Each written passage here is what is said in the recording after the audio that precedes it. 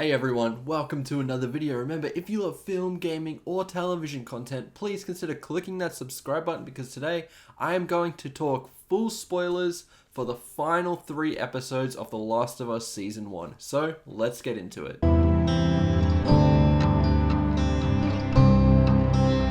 So episode 7 Left Behind is the second episode to have a fair amount of review bombing, and it is so easy to see why, as we know the subject matter around the 2 episodes that have been review bombed and the type of relationships that they feature. To that I say, get over it. The episode was a pretty close adaptation to the Left Behind DLC, and it does do a good job of sticking to that source material. However, I will say that despite all of that, this may be the weakest episode in the season at this point.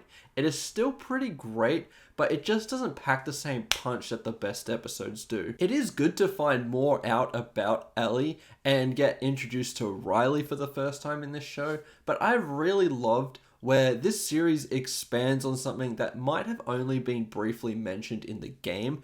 This episode doesn't do too much of that, and I am left with this direct adaptation, which I think the Left Behind DLC has some great moments to definitely justify its existence, but it is still possibly my least favorite part of The Last of Us story, even if it is kind of important. I think it's because of the placement that this episode is in too, which makes it feel weird, even if it is in line with the games. The problem here is most people play this chapter after they've finished the whole game. It doesn't suddenly cut away from the main story. As we know, the last episode ended on a tense moment, and we all know there are some big moments coming up. So this just hurts it a lot in my eyes when it's stuffed in between all these action-packed episodes. However, as I mentioned before, I still really like the episode.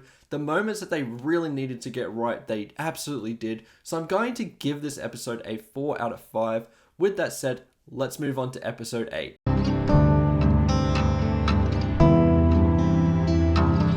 Now, we have one of the episodes that I was possibly looking forward to the most, When We Are in Need. This episode follows Ellie and her meeting David for the first time, one of the most evil characters in all of The Last of Us, and he has performed brilliantly in this show. He is so manipulative, and he uses that on Ellie many times here. Troy Baker, who we already know is the voice of Joel in the game, does a great job here as David's right-hand man. You see doubt in his eyes as he feels like he has probably been roped into something he didn't really want to be a part of, but David provides that safety. There were 3 major scenes that I needed this episode to get right, and let's talk about those. The first is when Ellie gets captured, breaks David's fingers, and David threatens Ellie. I could not have asked for better performances here. They are so good, and this scene translated so well to live action.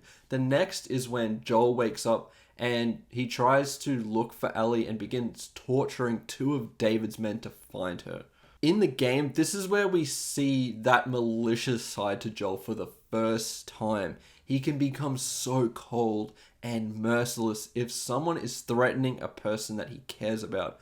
Troy Baker in the game played that scene to perfection. The urgency in his voice and the way he has complete dominance over these people was just flawlessly executed. In the show, it is good, don't get me wrong, but I don't think Pedro Pascal had that nastiness to him to really make this scene do justice to the game. It is a good version of the scene, it's just not quite as good. I didn't feel that ruthlessness as much here, so it held it back a couple of notches for me. The third thing that I needed this to get right is when Ellie kills David. The emotional damage that is caused to Ellie only brings her and Joel closer together as he nurtures her and he genuinely cares for her. I thought that while they changed things a little, I really liked what they changed.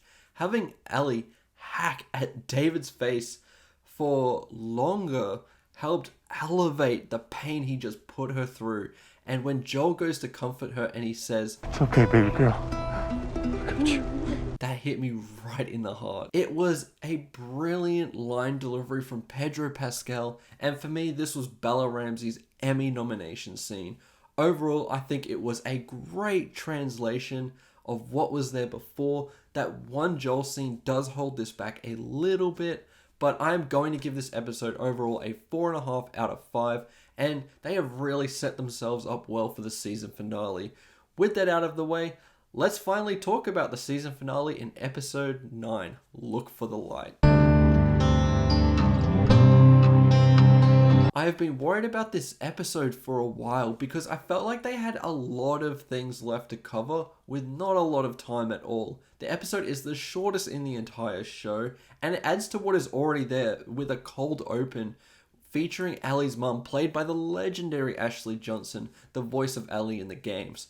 I don't know if I am a fan of this sequence as a whole because it gives a definitive answer as to why Ellie's immune, and now that we have an answer, it kind of takes away from Ellie being as special as she is a little. Once this cold open is done, we have about 30 minutes or so left in the episode, and because of that, this episode felt really rushed and couldn't linger on some really special moments. We get the giraffe scene, which was brilliant, Joel and Ellie telling each other in a very indirect way that they love each other, and then we get the hospital sequence. The best scene by far in this episode is where Joel disassociates really and just murders every single Firefly in the way of him and Ellie.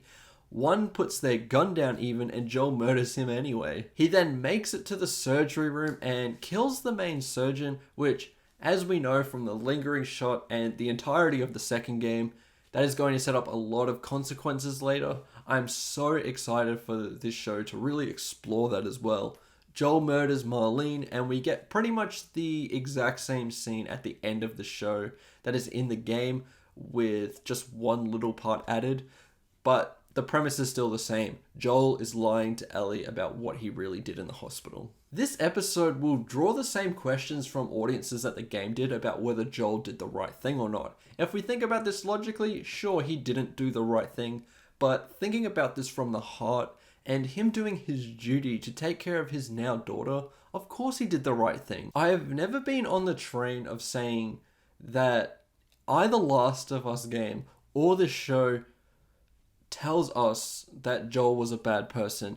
He made choices to take care of those that he loved, but that doesn't mean the acts he committed will go without consequence.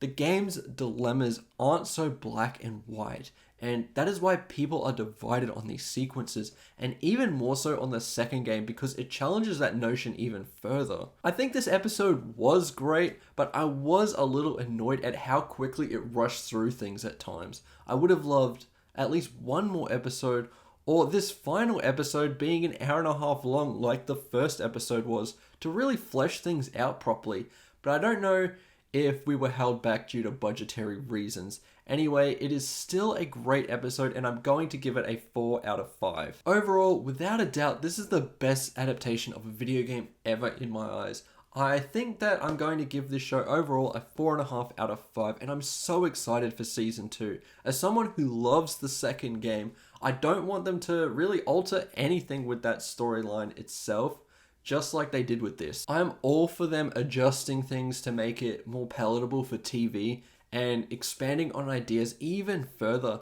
I think even the way that the second game is told could be altered for television, where you don't have to just follow one character at a time and following all these perspectives like in the game. You can follow multiple perspectives and multiple characters in one episode of TV.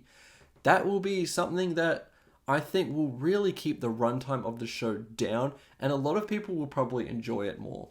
But if they don't change anything at all, I'll be unfazed because in my eyes, the second game is right up there with the first. Anyway, thank you so much for watching this video and the series of Last of Us videos that I have done on this channel. If you haven't seen the other 2 episodes, there is a link above me. You can definitely check those out there. But tell me in the comments below what you think about this show. What do you want from the second season as well? I would love both perspectives if you're someone who played the games and is watching the show, or if you've been exposed to The Last of Us for the first time from this show. I really want to see what both sides think and where you think this show is headed. Remember to like and subscribe, and I'll see you in the next one. Goodbye.